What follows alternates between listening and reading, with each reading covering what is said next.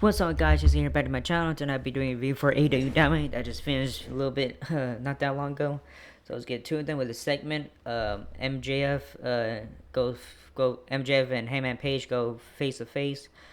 Ian Riccaboni and Taz joins Kyra on a call as MJF's theme hits to kick off this week's show. He heads to the ring as Excalibur mentions an army of security guards have been told not to allow he and Heyman Page to get physical after he sells in the ring. Heyman Page's theme hits and he makes his way out.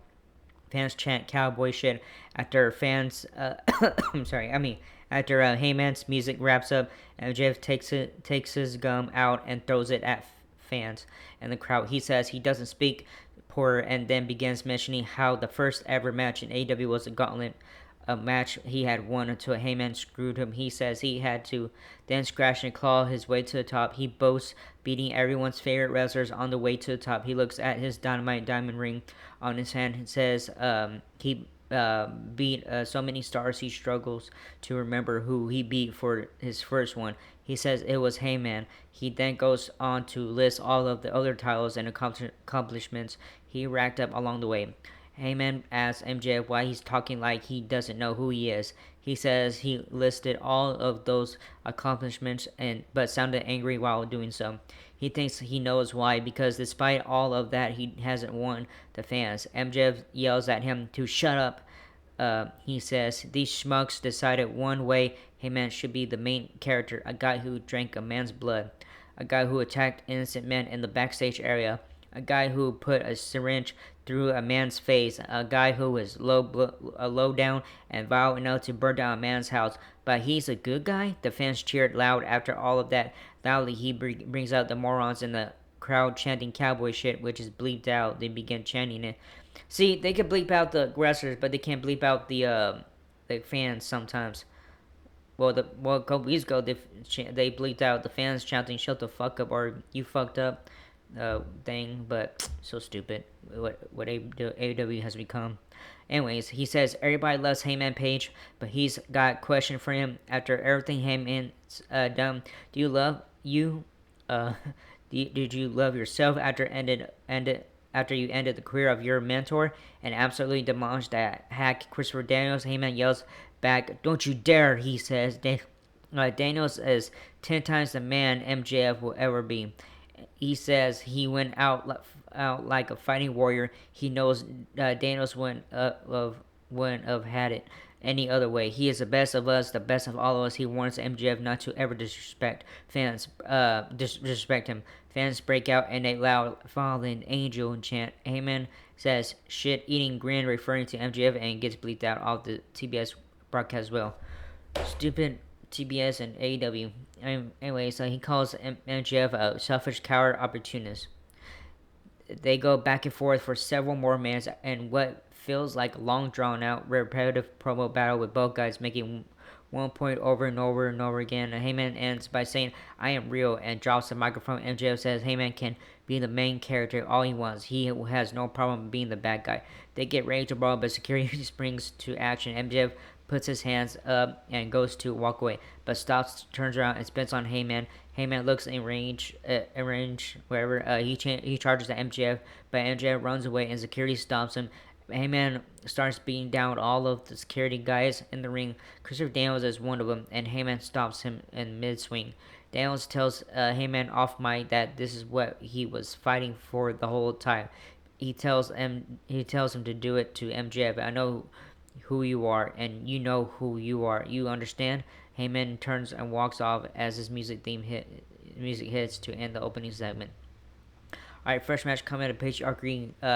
This is the first match. A Patriarchy, Christian Cage and Nick Wayne and Kip Sabian versus the Ops, Samoa Joe, Cook, and Kajori Shibata. Video recap, looking moments of, Grand Slam and all that stuff. So, anyways, the opening contest of the evening, Patriarchy makes their way out. Christian Cage, Nick Wayne, and Kip Sabian head out, accompanied by Mama Wayne for Trios action at the cell inside the square circle. The show heads to a quick pre-match commercial break. When the show returns, down speed Kingdom are interviewed backstage about Orange Cassidy versus Braun Strowman tonight and how some are friends with Cassidy. Uncle says regardless of who is friends with whom, Strong is gonna kick Cassidy's ass, and that is undisputed. Backstage, back inside the arena, complete with group theme music, and all come the Ops trio of Samoa Joe, Hook, and Kajori Shibata. The bell sounds, and Shibata and Sabin kick things off for their respective teams. Shibata takes the early offensive lead and tags in Joe. Joe hits a big back splashes on any and everything that moves, and then tags Shibata back in. As Shibata starts to shift the offensive momentum in the favor of patriarchy for the first time in the contest, the show heads to a quick mid-match commercial break. As the action continues, when the show returns after some more back-forward action, Nick goes for Wayne's rolled off the middle rope, but leaps backwards right into the awaiting arms of Hook, who catches him in his red rum finisher for the win. Ops maintain their undefeated record as a team. The show heads to another commercial break after the match. Alright, so winners are the Ops. Alright, Chris Jericho, Alvarez Bandito, shot Bray Wyatt championship belt and stuff. When the show returns, we see footage of Bandito scoring a pin over Chris Jericho at AEW X ROH Global Wars Australia over the weekend. Back live, Renee Paquette asks Chris Jericho with a smirk and a chuckle about it. Jericho says he can have her thrown out, thrown out of the building. He talks about being a 9-time champion. He says he's a guy the fans in Australia asked for a picture with while Bandito and the guy they hand the camera to take the picture. Jericho rips up the Bandito bounty and says he'll defend his ROH championship against him to prove people are getting a little too comfortable around him as of late. Alright, second match coming up, Street Fight Powerhouse Hobbs versus Big Bill. Inside the arena, the Deputy Average Justin Roberts handles the formal ring announcements for the next contest of the evening, which is the street fight between Powerhouse Hobbs and Big Bill. Barbed wire and other weapons are shown in around the ring. Hobbs makes his way out, followed by Big Bill. The bell sounds, and these two immediately fight out into the crowd. Hobbs takes an early offensive lead and has Big Bill over the barricade, and he backs up and sprints towards him, only for Bill to pop up and throw some big piece of heavy production equipment at him hard. He then grabs a giant wrench from under the ring and swings and misses with it. Hobbs beats Bill down with a chair to take back over. Bill cuts Hobbs' comeback short with a wrench to the dome. The fans break out in a "We want tables" chant. Bill flips the crowd off and ignores their request. He starts moving the entire double block of steel ring steps. He runs over and blasts Hobbs with a big boot. Hobbs is shown bleeding profusely. Bill chokeslams Hobbs onto the steel steps. The crowd heads into a mid-match commercial break on that note. When the show returns, a bloody Hobbs is shown beating down Bill in the ring. Brian Keith tries to interfere, but Hobbs chokeslams him through a table that was set up in the corner of the ring. Fans break out in a "Meet Forever" chant as Hobbs powers Bill down onto the unforgiving entrance stage. Okay, let me make sure where I was at. Alright, Hobbs grabs a backpack full of bricks and blasts Bill in the head with it. He dumps the bricks out to show what it was. Bill is now busted open and bleeding as well. The two begin trading shots back and forth, and then Hobbs slams Bill's bloody dome off the steel ring steps on the stage, and again and again and again. On top of the steps on the stage, Hobbs hoists Bill up and chokeslams him through a barbed wire covered table way down below next to the ring. Fans responded with a very appropriate "Holy shit" chant. Bill tries to free himself from the barbed wire, which is stuck to him. As the referee counts him out, Hobbs wins the brutal street fight. So winner is Powerhouse Hobbs. Alright, Brian Cage and Lance Archer challenge the Hurt Syndicate. Backstage, Renee Paquette is standing by with Don Callis' family duo, Brian Cage and Lance Archer. They send a message to the Hurt Syndicate, making it clear that they're coming after the AEW Tag Team Championships. They challenge Bobby Lashley and Shelton Benjamin to a showdown for the tag titles on this week's AEW Collision, which would be taped. Alright, AEW Women's Champion Thomas Tony Storm comes to the ring. Alright, the Deputy Albert Justin Robert is shown in the ring, and he announces that AEW will be turned to Arizona in May for the AEW Double or Nothing pay-per-view. After that, new AEW Women's World Champion Thomas Tony Storm. Tony makes her way out, accompanied by Luther. She heads to the ring to a monster pop from the Phoenix crowd.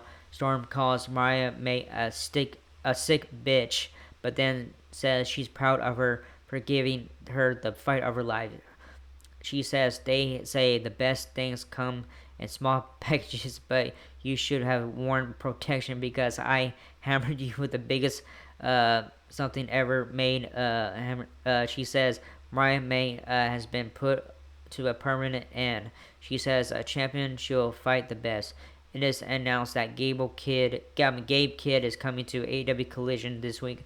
A bunch of footage of Kidd and New Japan Pro Wrestling is shown as Capper hypes him up to the AEW audience. The commentaries run down action still to come on tonight's AEW Dynamite, and then the show heads to another commercial break. Alright, we have a little quick segment with Jon Moxley.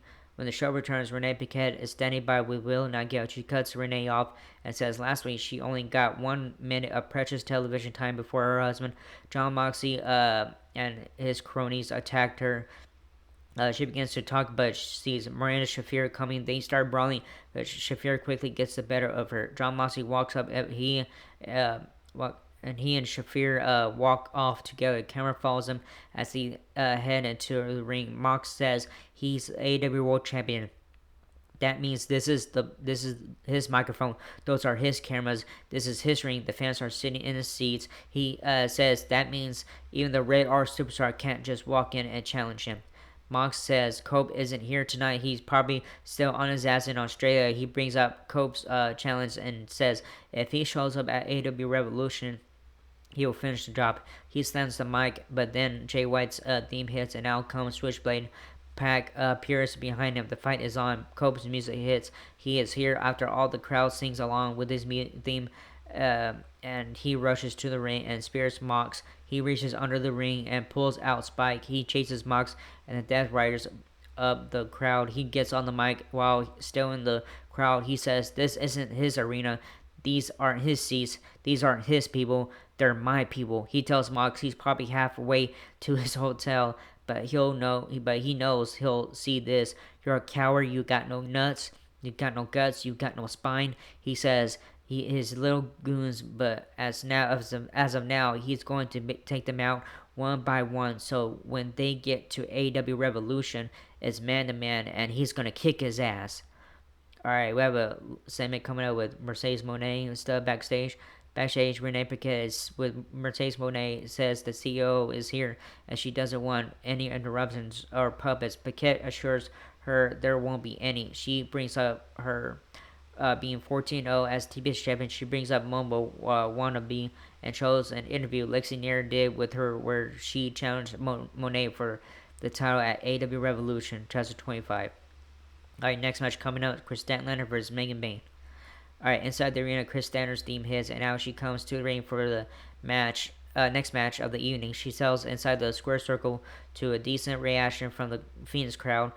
Her music wraps up, and then the entrance tune for her opponent hits, and out comes Megan Bayne. After some early action, Bayne sells into the offensive lead, and the show heads to a mid-match commercial break. When the show returns, Statlander shifts the momentum into her favor as she appears on her way to victory when Penelope Ford hits the ring and provides an assist for Bayne, who goes on to pick up the victory. So winner is Megan Bayne. Alright, Ricochet confronted Prince Nana. Okay, yeah, we have a little segment with Ricochet. Backstage, Renee Paquette is standing by with Max Caster. Caster is asked about going 0-2 in his open challenges thus far. He says his approach isn't the problem.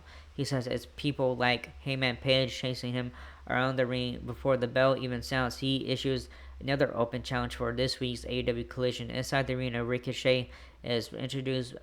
He makes his way out and sells in the ring with a microphone in hand. Ricochet is wearing a robe that was recently gifted to his rival.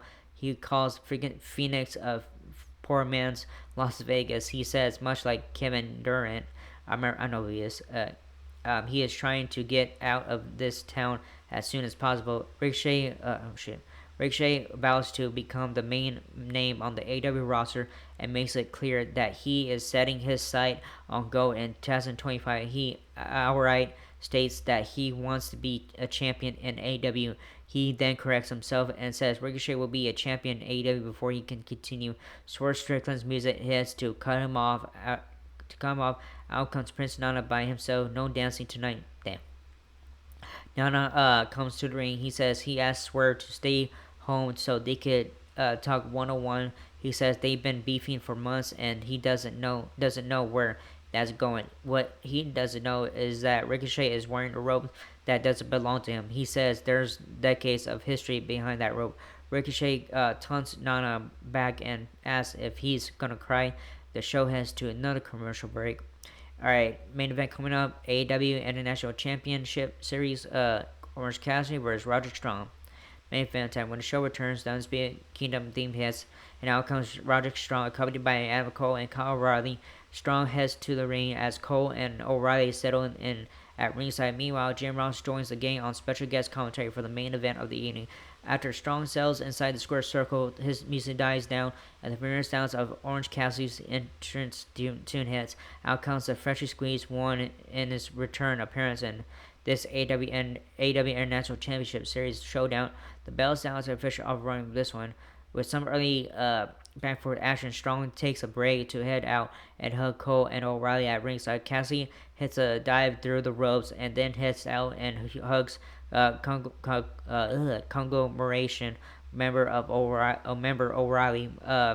Before setting back in the ring, Strong takes over inside the square circle, working over Cassie in the corner. Cassie takes one chop more than he wants. He stops and shakes his head. He walks out of the ring and holds his chest for a minute. Before re-entering the ring, Strong cuts him off on the way back in and begins putting the boots to him. He hits a slingshot suplex off the ropes after that for a 2 count. Strong slaps a submission on Cassie on the mat as he cranks back on it. Excalibur talks us into a mid-match commercial break while the action continues in the ring.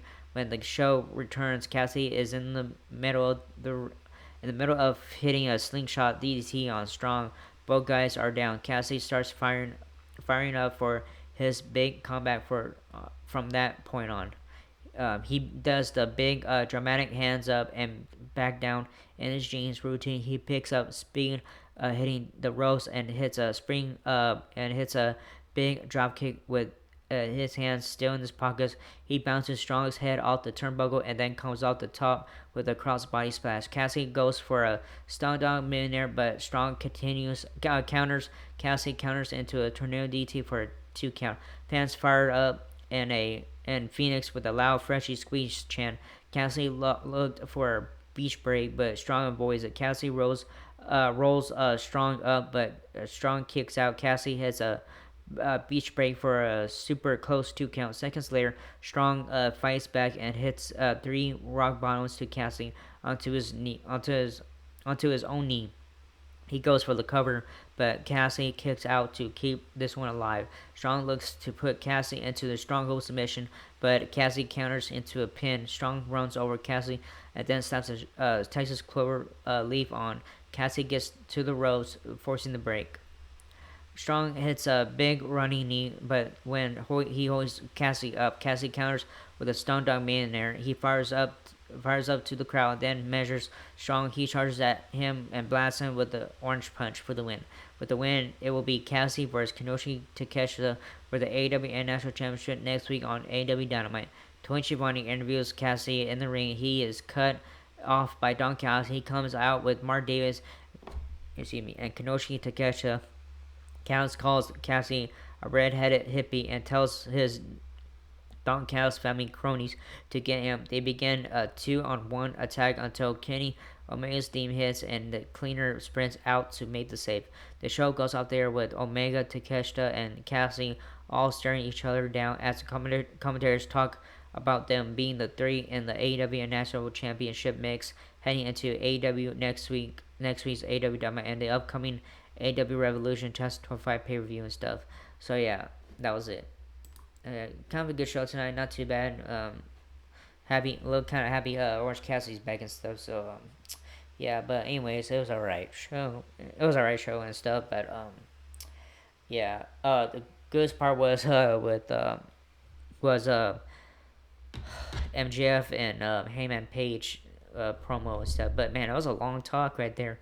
So yeah, that was good and stuff. But man, I thought I'd go ahead, but stupid security and stuff told him not to fight, all that. But yeah, whatever. But anyways, it was a right show and stuff. But can you say WWE is doing a better job than what AEW has been doing lately and all that. So yeah.